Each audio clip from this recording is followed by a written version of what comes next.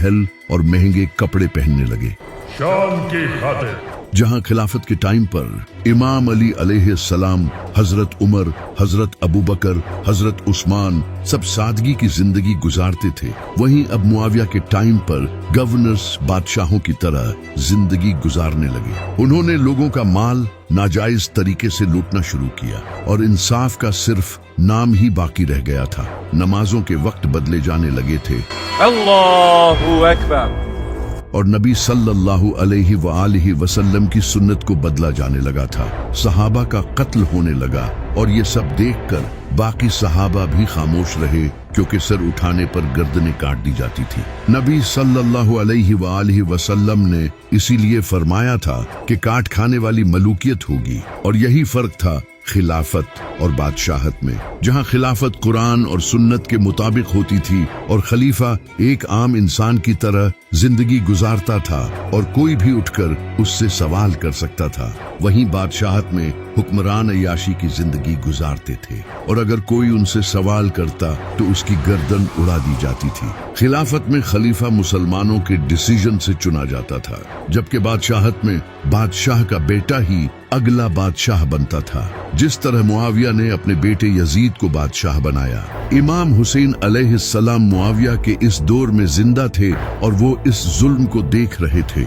लेकिन जब यजीद खलीफा बना और इमाम हुसैन अलैहिस्सलाम को पता चला कि अब ये भी अपने बाप की तरह जुल्म करेगा, तो अब इनके पास एक ही रास्ता था कि अपने खून से लोगों का ज़मीर जगाएं। जहां हजारों सहाबा मौत के डर से खामोश बैठे जुल्म बर्दाश्त कर रहे थे, वहीं हुसैन खड़ा हुआ और उसने अपने खून से मुसलमानों का ज़मीर जगाया और बताया कि अगर हुकूमत जालिमों के हाथ होगी तो दीन की धज्जियां उड़ाई जाएंगी और तुम कुछ नहीं कर पाओगे। आज उसका इम्तिहान है। और फिर ऐसा ही हुआ। इमाम हुसैन अलैहिस्सलाम की शहादत से मुसलमान जाग गए और यजीद के खिलाफ जंग की, लेकिन वो भी शहीद हो गए। और इसी तरह यजीद के बाद एक एक करके जालिम बादशाह आते गए और जुल्म यूं ही चलता रहा। लेकिन फिर अल्लाह ने मुसलमानों को खिलाफत का जायका चखाने के लिए एक इंसान को खलीफा बनाया, जिसका नाम था उमर बिन अब्दुल अजीज। ये हजरत उमर रजी अल्लाह तआला अन्हु के ग्रैंडसन थे, जो कि मदीना में स्कॉलर्स के दरमियान बड़े हुए थे और एक नेक इंसान थे। इन्हें उस वक्त के बादशाह सुलेमान ने अपनी मौत से पहले खलीफा बना दिया, जबकि कई सालों से बादशाह अपनी मौत से पहले अपने बेटे को ही अगला बादशाह बनाते आ रहे थे। और ये पहली बार हुआ था कि सुलेमान ने अपने भतीजे हजरत उमर बिन अब्दुल अजीज को खलीफा बना दिया। जब उमर बिन अब्दुल अजीज को ये पता चला कि उन्हें खलीफा बना दिया गया है, तो उन्होंने रोना शुरू कर दिया और कहा, मैं अल्लाह की कसम खाकर कहता हूँ कि मैंने कभी इसकी ख्वाहिश नहीं की। मैं तुम्हारे ऊपर बादशाह नहीं हूँ, मैं तुम्हारा मुहाफिज हूँ। अगर मैं सही करूँ तो मेरी मदद करना, और अगर मैं कहीं गलत हूँ तो मेरी इस्लाह करना। इसके बाद हजरत उमर बिन अब्दुल अजीज ने खिलाफत संभाली और सबसे पहले जो इमाम अली अलैहिस्सलाम पर पिछले 50 सालों से बनु उमैया लानतें करती आ रही थी, उन्हें खत्म किया। उन्होंने गरीबों और नॉन मुस्लिम्स पर लगे भारी टैक्सेस को भी खत्म किया, जो कि बादशाह मुआविया के दौर से लेते आ रहे थे, और अपने गवर्नर्स को वार्न कर दिया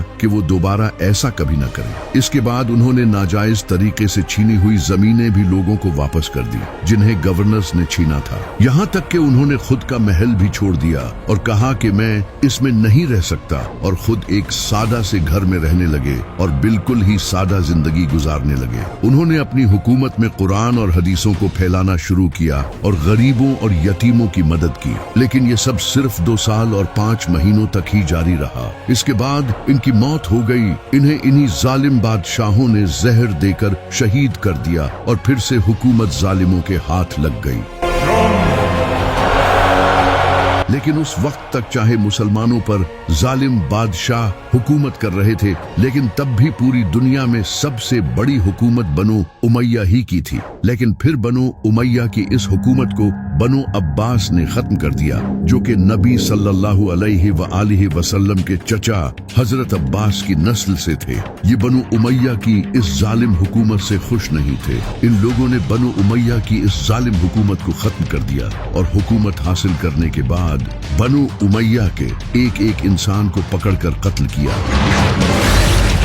ये देखकर उस वक्त का बनु उमैया का बादशाह अब्दुल रहमान स्पेन भाग गया और इसने वहां जाकर बनु उमैया की नई हुकूमत कायम की। अब मुसलमानों की दो अलग हुकूमतें बन चुकी थी, एक तरफ बनु अब्बास और दूसरी तरफ बनु उमैया, और ये दोनों हुकूमतें कई सालों तक कायम रही। लेकिन बनु अब्बास भी इनकी तरह जालिम बादशाहों की तरह हुकूमत करने लगे। फिर फातमी खिलाफत कायम हुई। ये लोग इस्माइली शिया थे और अहले बैत की नस्ल में से थे। जब बनु अब्बास काफी कमजोर हो चुके थे तो उबैदुल्लाह ने नॉर्थ अफ्रीका में खुद को खलीफा डिक्लेयर कर दिया और इसने बनु अब्बास को चैलेंज किया और कहा कि मैं ही असल खलीफा हूँ क्योंकि मैं अहले बैत की नस्ल से हूँ। और इसके बाद से फातमी खिलाफत फैलना शुरू हुई और 959 ईस्वी में इजिप्ट को भी फतह कर लिया और इसे अपना नया कैपिटल बना लिया। अब पूरी दुनिया में 2 नहीं बल्कि 3 मुसलमान हुकूमतें बन गई थी। फिर इसके कई साल बाद एक इंसान ने इस फातमी खिलाफत को खत्म कर दिया जिसका नाम था सलाहुद्दीन अय्यूबी।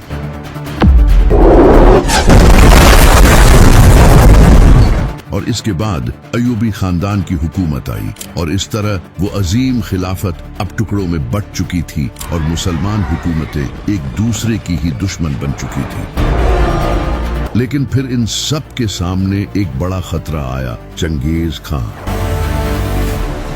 जो कि अपनी एम्पायर को एशिया में तेजी से बढ़ाने लगा। और फिर 13वीं सेंचुरी में इसके पोते हलाकू खान ने गद्दी संभाली और वो पर्शिया को फतह करता हुआ सीधा बगदाद पहुंचा,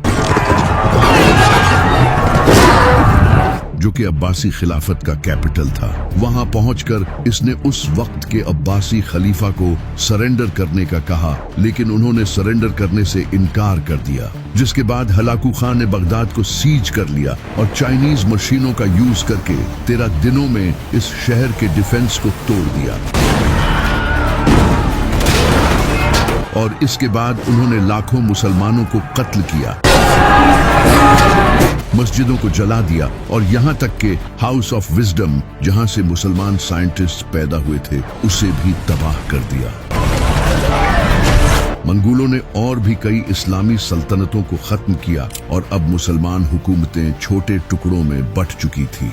फिर इसके बाद ऑटोमन एम्पायर कायम हुई और एक बड़ी इस्लामी एम्पायर बनी जो कि उस वक्त की सबसे पावरफुल इस्लामिक एम्पायर थी। अल्लाहू अकबर। और इनके लीडर्स को मुसलमान अपना लीडर मानने लगे थे और अभी भी हुकूमत मुसलमानों के पास थी। यहाँ तक कि फिलिस्तीन भी ऑटोमन एम्पायर के अंडर था। वहीं दूसरी तरफ हिंदुस्तान में मुगलों की हुकूमत थी। इसी तरह ऑटोमन एम्पायर ने कई 100 सालों तक हुकूमत की, लेकिन फिर 17वीं सेंचुरी में यूरोपियन पावर्स जैसे कि ब्रिटेन और फ्रांस और दूसरे कंट्रीज ने अपनी हुकूमत को फैलाना शुरू किया और उन्होंने मुसलमानों की जमीनें अपने कब्जे में लेनी शुरू की। जैसे कि 18वीं सेंचुरी में ब्रिटेन की ईस्ट इंडिया कंपनी ने मुगल सल्तनत को हराकर हिंदुस्तान पर कब्जा कर लिया और कई सालों तक हिंदुस्तान के रिसोर्सेज को लूटा। सिर्फ हिंदुस्तान ही नहीं बल्कि ब्रिटेन ने इजिप्ट को भी अपने कब्जे में कर लिया, जो कि ऑटोमन एम्पायर के अंडर था, क्योंकि इजिप्ट की स्वीज कनाल बर्तानिया के लिए बहुत इंपॉर्टेंट थी। यहाँ से दुनिया के शिप्स गुजरते थे। इसके बाद फिर नॉर्थ अफ्रीका और वेस्ट अफ्रीका सब एक एक करके यूरोपियंस के कब्जे में आने लगे और ऑटोमन एम्पायर कमजोर होती गई। इन यूरोपियंस ने ऑटोमन एम्पायर की पॉलिटिक्स में इंटरफियर करना शुरू कर दिया। हम सुल्तान से छुटकारा हासिल करके ही रहेंगे और उन्हें आपस में लड़वाने की कोशिश की और इस तरह ऑटोमन एम्पायर कमजोर होती गई। और ऊपर से अब ऑटोमन एम्पायर को गुड्स यूरोप से इंपोर्ट करने पड़ते थे और जंगों की वजह से इन पर काफी कर्ज भी चढ़ गया था। ये सब देखकर सुल्तान अब्दुल हमीद ने अपनी खिलाफत को बचाने की बहुत कोशिश की, लेकिन वो नाकाम रहे। इसके बाद एक यहूदी जिसका नाम था थियोडोर हेrzl, जो कि एक जायोनिस्ट था, वो ऑटोमन एम्पायर की इस बुरी हालत को देखकर सुल्तान अब्दुल हमीद के पास आया और इसने फिलिस्तीन में यहूदियों के रहने की इजाजत मांगी और बदले में वो ऑटोमन एम्पायर का कर्जा भी उतारने के लिए तैयार था। उस वक्त यहूदियों को फिलिस्तीन में रहने की इजाजत नहीं थी, वो सिर्फ वहां जा सकते थे और उन्हें वहां जाने की इजाजत हजरत उमर ने अपने दौरे खिलाफत में दी थी और सुल्तान अब्दुल हमीद ने भी इन्हें वहां रहने की इजाजत नहीं दी। जबकि उस वक्त मुसलमानों की हुकूमत पूरी दुनिया में काफी कमजोर हो रही थी, वहीं दूसरी तरफ यूरोप में यहूदी काफी पावरफुल हो रहे थे। वो पॉलिटिक्स, एजुकेशन और बिजनेस सब में तरक्की कर रहे थे। इसी वक्त थियोडोर हेrzl ने एक बुक पब्लिश की जिसका नाम था द जूविश स्टेट। इसने इस बुक में दुनिया भर के यहूदियों को ये इनकरेज किया कि हम यहूदियों का भी अपना एक अलग कंट्री होना चाहिए। ये बुक काफी फेमस हुई और इस तरह दुनिया भर के यहूदी अपने एक अलग कंट्री की डिमांड करने लगे और इस तरह थियोडोर हेrzl ने सबसे पहली जायोनिस्ट कांग्रेस की, जिसमें यहूदियों ने अपने अलग कंट्री की बात की। उन्होंने बर्तानिया के साथ ये डील की कि हम यहूदी तुम्हें ऑटोमन एम्पायर के खिलाफ सपोर्ट करेंगे और बदले में तुम हमें एक अलग कंट्री दोगे। और उसके बाद दुनिया भर से यहूदियों ने फिलिस्तीन में आकर वहां जमीनें खरीदना शुरू कर दी। फिर 1914 में वर्ल्ड वॉर 1 हुई। इस जंग में ऑटोमन एम्पायर ने जर्मनी का साथ दिया और ब्रिटेन, फ्रांस और रशिया के साथ जंग लड़ी क्योंकि उन्होंने ऑटोमन एम्पायर के कई हिस्सों पर कब्जा कर रखा था। उस वक्त के सुल्तान मोहम्मद को ये उम्मीद थी